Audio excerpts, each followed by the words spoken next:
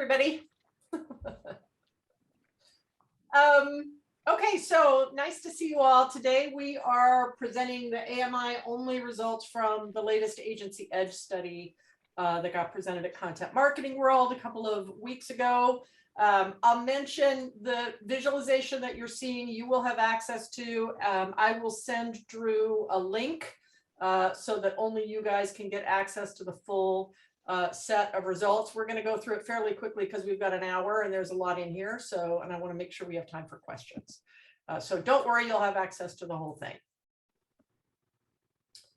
So we had over 1,200 agency clients participate this year, which I think is our biggest study since 2014, Drew.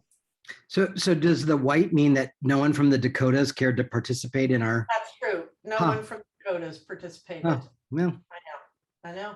Those Dakota people. Those Dakota people. Those Dakota people. So the size of the sample gives us a very high level of confidence in the results, plus or minus 2.7 percentage points at 95%. Rest assured, the data that we're looking at is sufficient to build strategy on, et cetera, because we talked to enough folks to make that the case. I know a lot of you have seen the segmentation approach before, but if you haven't, remember that this is an attitudinal segmentation. There's no company size, respondent age, anything like that in here other than how they feel about things, and that we did not predetermine the buckets before we went out for the study. We based those on the data that we got back. So let's take a look. We did ask them like the company size and all of that. We do have that data. It's just that that's not how they get lumped together. It's not like here's what the small guys think versus the large guys. We can show you that. Yep. But it's not. That's not how the segmentation was defined. That's right, and you're going to see all of that stuff today. Yeah. Too. So here are the segments we found this year, Drew. 3. This year, I think one of the things that's striking is the size of that middle group. And we're going to go through the characteristics of all of these, but sometimes they've been a little bit more equal. We've got 42% of this respondent group that we identify as concerned. So understand, guys, going back to the beginning, the focus of this study was post-pandemic, we're in an economic boom right now.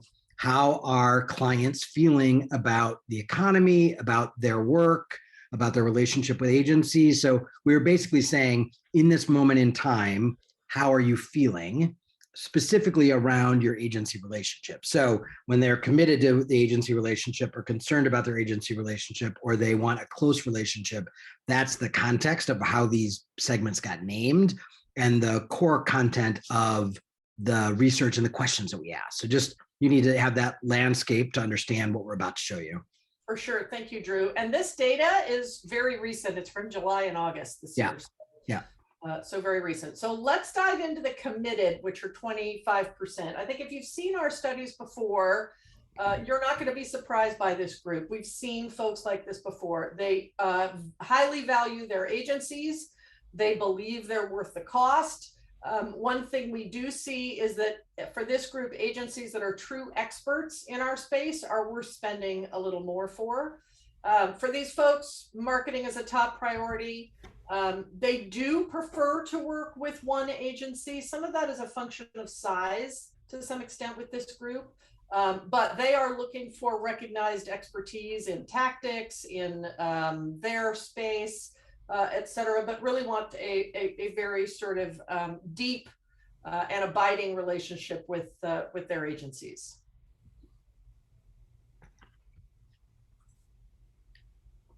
This is the big group this year, concerned, and this is fairly new. So for these folks, they're struggling with a variety of things. Finding new customers harder than it used to be. True experts in our space are hard to find.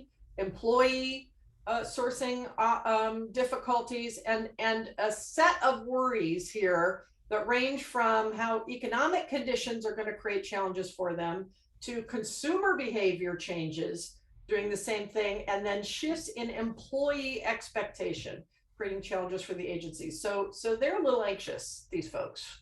About everything. So both what's happening internally and externally, and you'll see how that how that influences their view of their agency relationships too. I'll show you that in a second. Yeah, and this is 45% Right. of the audience this year, so that's a big group. Yeah. This next group is interesting because for the first time that I can remember, Drew, since we started doing this, we have a segment that is in part defined by the fact that they want their agencies close by physically. So they want to meet with their agencies in person. They prefer to work with agencies that are headquartered nearby. And then they have these other characteristics we've sort of seen before of a group that says we could really do everything we needed to in-house if we had to. We have the expertise we need. And really what we want are to work with multiple agencies that are each specialists in something maybe we don't do or don't have the capacity to handle. Yeah, it's interesting from a couple points of view. In fact, it's exact opposite of what we've seen in the last several years, where they pretty much have said, we don't care where our agency is located. So you have to wonder, and again, this is us extrapolating, if this is a temporary COVID thing. But also interesting, I want to work with someone close, but I want to work with specialists, which in a lot of markets are counterintuitive to each other, right? Sure. So a lot of my specialists in the past, what we've seen in our research is, as long as somebody has a depth of expertise in a specialty, whether it's my niche or their delivery, like they're an SEO agency or whatever, they have that depth of expertise. I don't care where they live because I want the specialization. Here, all of a sudden, they're saying, I want the specialization, but I also want them in my backyard. So this is the first time we've seen this, and I'll be curious to see if this is a blip this year, or if next year we still see this sentiment. Sure. And regardless of where you are, they want to meet with you in person. Yeah, so right. So that's right. Nearby.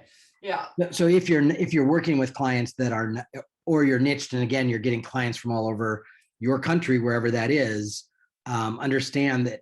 And again, interesting post-COVID, when, for the last year, nobody's wanted to meet anybody in person.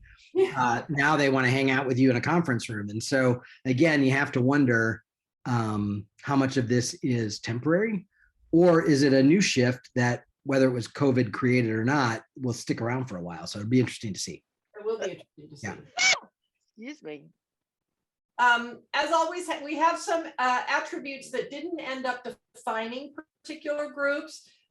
In most cases, and this was good to see, these folks feel that they're well positioned to achieve their goals this year, and that coordination between their agencies and their in-house team is running smoothly. We do see the concerned down here having more issues with maintaining their expertise in-house, maintaining their in-house staff, and of course that aligns with the attitudes that ended up defining them, so not too surprising there. So from a characteristic standpoint, we always use our segments to look at the characteristics of our respondents. And once again, we see no difference in respondent age between the segments. We've got them all existing at all age levels. We have a range of titles here, and we do see a slight gain in committed respondents when it comes to owning their businesses. You'll see in part, I think this is because they've got a portion of them that are smaller than we see in the other two groups that are smaller agencies. They're all decision makers. The vast majority of them are making decisions for activities, resources, and spending. We have a small percentage who are responsible for spending and that are involved in decisions about things like marketing budgets and other activities. They've worked with agencies for a while. We see a sizable percentage of these folks working with agencies for over 10 years. But again, it's not differentiated by segment. Here's something that is. Committed respondents are less likely to have worked in agencies themselves. We see almost half of the concerned and close respondents say they have actually worked in an agency. Which is a statistically reliable difference between them and the committed. Yeah. It's funny, agencies often feel like they don't love working with clients who've worked at agencies before because they sort of know the secrets. But I think they also appreciate how hard it is to serve clients and, what it means to be a good client. So I think sometimes that can actually work to our advantage. Yeah, I would agree. Yeah. In terms of the organizations that we're dealing with, so we've got them across the board, and again, no difference by segment. So we don't have all of the close respondents working in a retail industry or something like that. And from a B2B standpoint, lots of these folks are working both B2B and B2C for their organizations. We do see a slight advantage to the committed, who are a little more likely to be working in a B2C industry, in addition to the B2B, as opposed to really focusing more on B2B, which we see in the other two segments. There's no huge difference based on projected revenue, with this exception. 27% of our committed respondents say that their projected revenue for 2021 is under $1 million. And that is a statistically reliable difference, even though it's not a huge difference. You know, it's not up here in the 50s, but sort of you combine these two, and there's a little bit more weight on the part of the committed in some of these smaller organizations.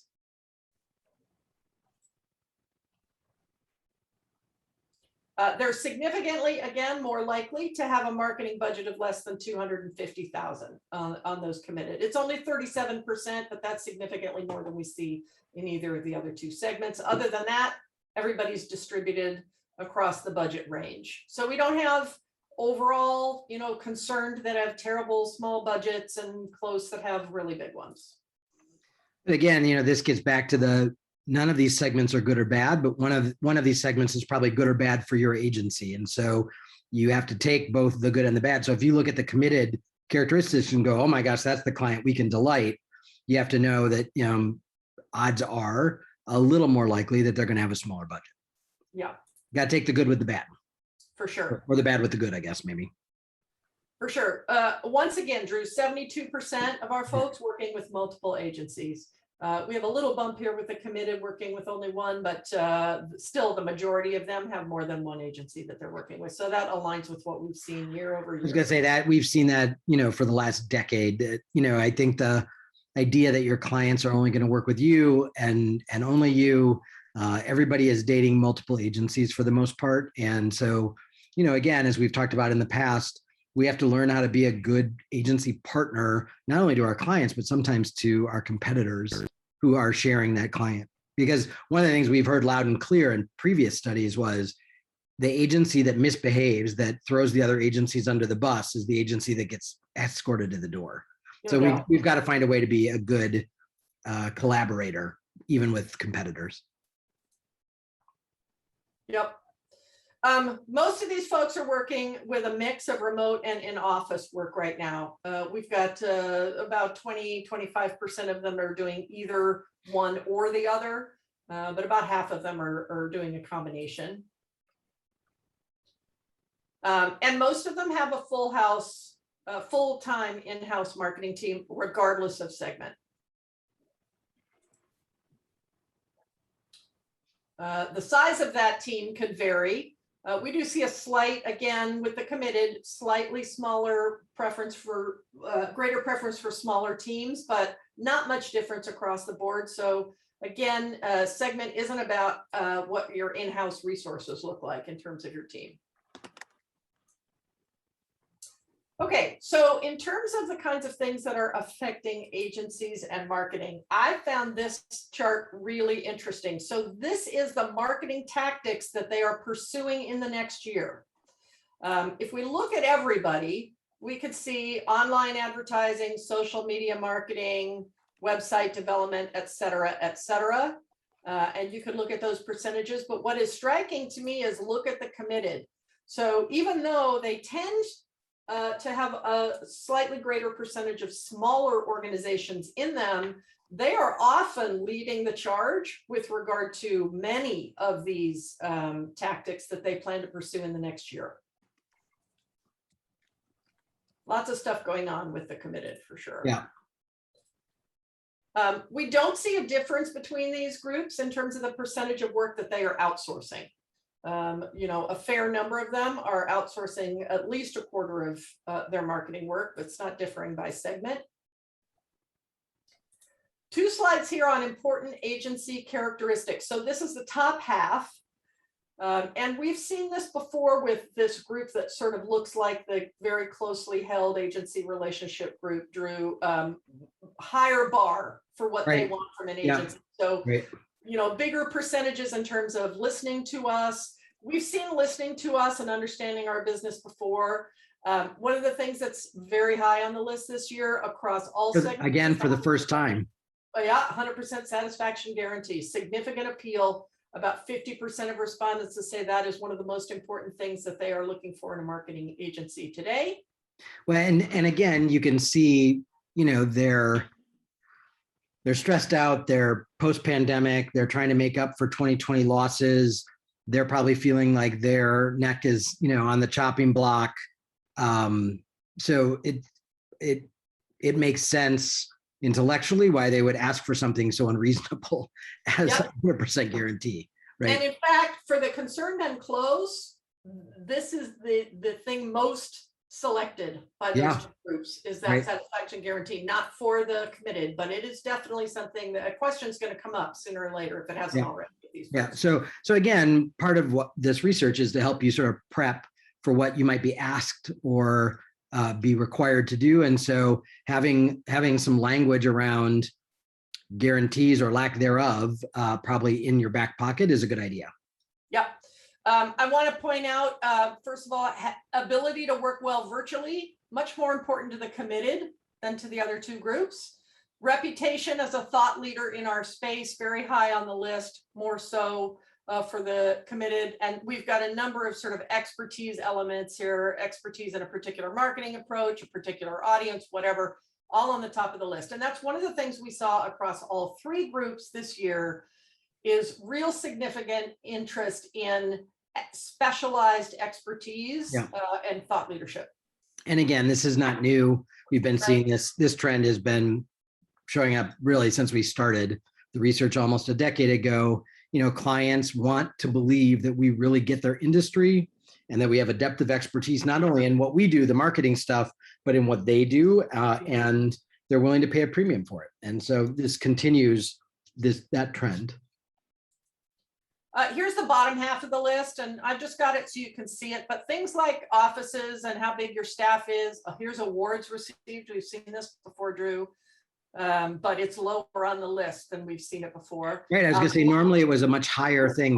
They like that we won awards, but yeah, it's lower this year. And so is lower fees than comparable agencies, relatively low. Here's lowest cost, relatively low on the list compared to stuff we saw on the last slide. So that's kind of interesting. But again, we have seen in the past that I think we worry much more about how they feel about our fees than they do. What they really want are results and our expertise, and they're willing to pay for that, for both of those things. And they're not usually choosing someone because they're the lowest. So oftentimes when we don't win a piece of business, the client will, and we ask for some feedback, the client will tell us, well, you came in higher than fill in the blank. I think a lot of times that's blowing a little smoke up our skirt because they don't want to tell us really why they didn't pick us. Because what we have seen consistently in our research is that it is not about the lowest price. That is not the deciding factor. Nope. And I wanted to point out, you guys will have this view selector so that you can look at this data, for example, by budget, or whether they're B2B, B2C, or have an in-house marketing team, et cetera. So let's say you're an agency that, you have a threshold of you don't work with anybody who's going to spend less than $100,000 a year. You would be able to do it by budget and then be able to sort of see how that changed things. Yep. So you can specifically dial into kind of your prospect target or your current clients and see what's most important to them. Absolutely. Yeah. So most of these folks are using an agency regularly for project work, and a reassuring percentage, almost half, say an agency is instrumental in their annual marketing planning, which I think is good news. There are some folks using agencies sporadically. Very few say they have an agency of record. And sometimes I think that's a semantics thing. They may only work with one or two agencies, and they may talk to their agency every day, but they don't use that language as much anymore. It's almost arcane language, I think. Yeah. Yep. This is reassuring. So a third of these folks expect to use agencies much more in the next 2 years than they do now. Hardly anybody plans to use them less, but this is a sizable percentage at the top of the chart. And there's another big group of them, about 33%, who say they're going to use them at least somewhat more. So it looks like there may be some good years ahead for agencies. Well, I think that's a factor of two things. Number one, I think that during the pandemic, like everybody, a lot of clients laid people off, and they're going to lay off expense side employees rather than producer side employees. So marketing departments, which we have been seeing build up over the last several years, got decimated. And number two, the hiring situation, just like agencies are having a hard time hiring, so are clients. So they're short staffed for a variety of reasons. So that makes sense that they're going to be increasing their outsourcing. Yeah, and we have some specific data for you AMI folks on those two topics that you're going to see. Yeah. So a high percentage of these folks, 61%, say at some point their agency has suggested an engagement with another resource for specialized work. And most of those who have been approached for that have approved it. So almost everybody who was recommended by their agency to work with an agency partner for something specialized went ahead and did it. The few who didn't, cost was a factor, or it just seemed too complicated. There were some who had security concerns, but almost everybody did it. And after doing it, they rated those engagements as very, very effective. 64% said that agency partners' engagement with them was excellent. Yeah.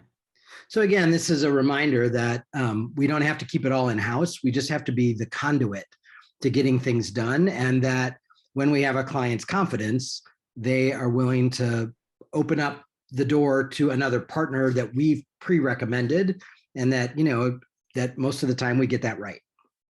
Yep. Those who haven't done it before are definitely willing to pursue it in the future. Lots of consideration here in terms of willing to take a look at that. We did ask whether folks have a preference as to whether that partner is white labeled or not. And actually white labeled showed up on the bottom of the list. The largest group said they want to know that the partner is a separate entity and have information about their organization and expertise. And then fairly close behind, they say it doesn't matter to them, but white labeling is at the bottom of the list in terms of what clients would prefer. All right, let's talk about losses this year, Drew, which were substantial. 51% say their organization has lost marketing staff in the last 6 months. And again, remember, this data is from late July and August. So we have sizable losses on the marketing staff side, greater on the concerned than for anybody else. Yeah. Double what we saw on the part of the committed. And the folks who have lost staff overwhelmingly say that those losses were very impactful for the agency. Big problem. Yeah. Nearly everyone in the survey, I was amazed at this number, almost 95% of them have considered agencies to fill the gaps in their marketing work. And of those who have considered, a very high percentage has gone ahead and done that. But this is interesting, Drew. Look at the percentage of those who say they will continue, definitely, use the agencies to fill those gaps, even if they could handle such work in-house in the future. So once they are giving work to agencies to fill gaps, they're unlikely to pull it back. Yeah. And, this aligns with what we're seeing. Honestly, biz dev for many of you, for most of you, is coming pretty easy. Like getting new clients or new projects, easy. Having the staff to fulfill those promises, harder. But I think at least what I'm hearing anecdotally from all of you is that, biz dev is that you're having a good year in terms of sales. The trick is implementation. Those few who haven't used agencies to fill gaps are saying they definitely or probably would consider it, probably given what they're facing right now. And a sizable percentage, 74%, say they probably or definitely would consider embedded agency personnel. 40% say they would definitely consider embedding agency personnel. And again, this was a trend. So if you're in one of the peer groups, or you've heard me on the podcast talk, this embedded employee idea has been for the last 3 years kind of a hot topic. And many of you have embedded an employee, and there are some best practices around that, which we can talk about another time. But it's been very fruitful for most agencies. It's a lot more opportunity because your employee is connecting with different people and different departments. Clients love it. They love having somebody in-house. It makes it feel like you're an extension of their team in a much more significant way. So this is not a new response, but it is a heightened response, probably. So again, there's opportunity, I think, for you to suggest this to your clients. Yep. So in our presentation at Content Marketing World, Drew, we talked about a few implications for agencies.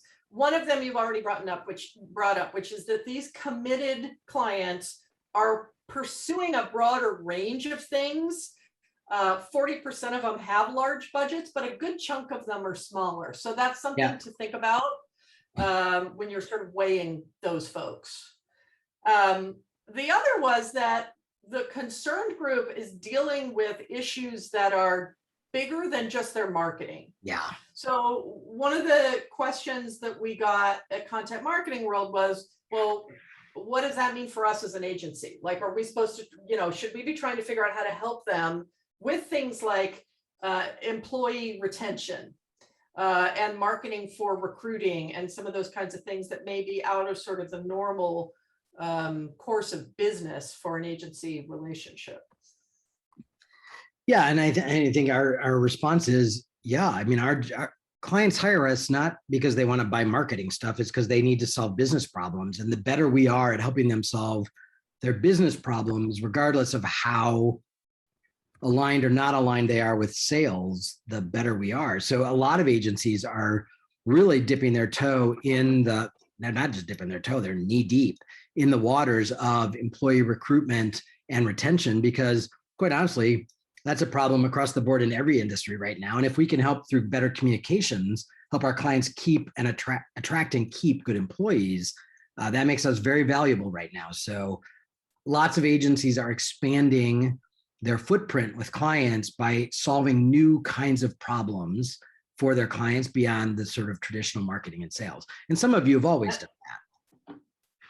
And how valuable would that make you to that, almost half of these clients who right, of course.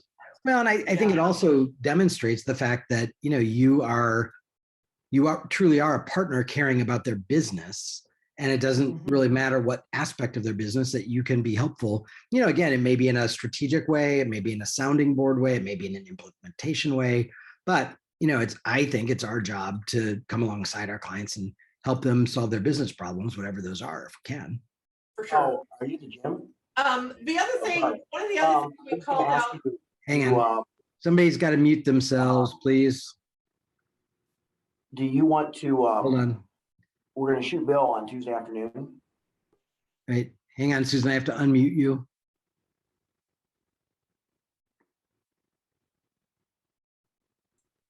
Try it, Susan. Now. Sure, that's what you want to do. Well, it's a risky business. I was going to say it's a little risky on my part, but I'm gonna wing it. You still have the button. You still have the button. You have the control. One of the things that got a lot of attention at Content Marketing World was how much specialization was coming up in the study this year. So when we looked at top 2 box agreement, okay, like strongly agree, we saw 76% saying they're always looking for agencies that really know their industry or customers. 72% saying agencies that are true experts in their space are worth spending more for.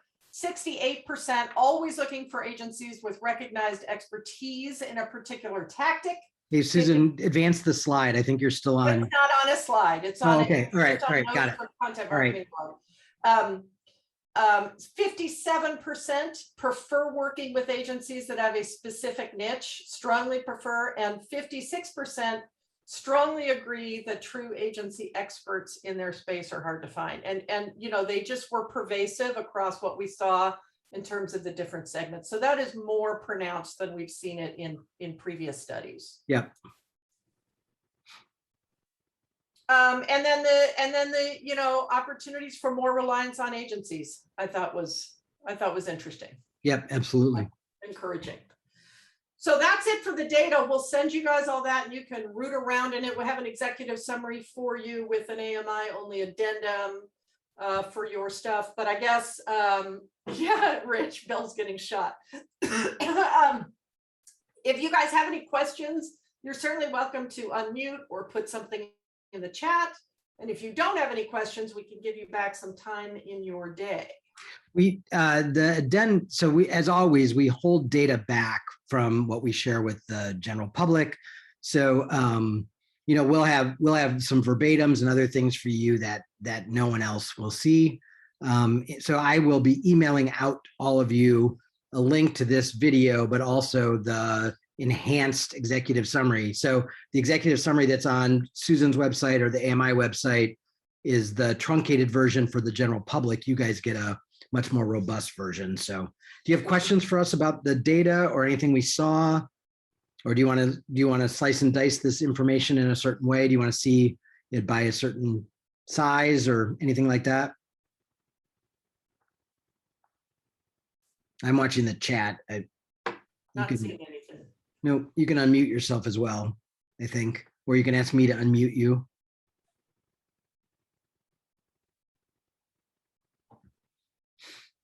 All right, going once, going twice. Any questions? All right, well then keep an eye out for, oh, here we go. Do you feel that the potential for clients to work with agencies is because they can't fill staff needs? I think that's one of the two reasons. So I think it's that their department got decimated during COVID and they're having a hard time staffing back up, or quite honestly, Rich, I think they don't have permission to staff up yet. I think a lot of businesses are like, we're going to invest in the producer side of our work, but we're not going to invest in the expense side of our work, which an in-house marketing department, you know, that's a fixed cost and we're a variable cost. And so much like many of you have moved to contractors versus employees for the same reason, variable cost versus fixed cost, I think our clients are doing the same thing. And so I think the opportunity right now is that you can grab a bigger part of the pie with clients or prospects, and then it's your job to show them why that's more valuable than building their internal team back up. And, you know, we see this there's cycles where, you know, everybody's got a big marketing department in-house and then the economy tanks for one reason or another. And it's usually on an almost decade cycle. And then marketing departments get decimated, and that's great for agencies. And then over the next 5 years, they start to build back up again and more work gets pulled in-house and we don't get as much work, and then it happens again. And so we're on the good side of the cycle right now, probably for the next several years, where clients are going to be a little more reticent about staffing up internally, which means there's more opportunity for us. Yeah. And I don't think they get access to the expertise that they're looking for, the specialization and all of these kinds of things. It's very hard to hire for that. Yeah, right. So probably a factor as well, Rich. Yeah, I hope it sticks around for a while as well, Rich. Typically, again, it's a slow build back to fully staffed internal marketing departments. So we probably have a 2 to 4 year, 5 year window before it kind of gets in the middle, and then it'll swing the other way, and we'll have to wait for the next economic downturn to decimate the in-house agencies, and then it comes back. It just seems like a cycle that's back and forth. Yeah, and remember, a sizable percentage said that once they gave an agency work because of a shortage of personnel, right? They wanted to keep it with the agency, even if that personnel shortage resolved itself. So we'll see if that remains true. But certainly for now, they're not planning on yanking that stuff back as soon as, even if they've got the staffing that they need. Yeah. So, other questions for us, guys?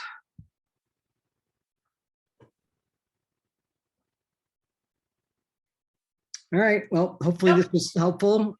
We will get out the video and the expanded executive summary for you. And then, as always, if you have questions, please feel free to reach out to Susan and/or I, and we will do our best to answer them for you.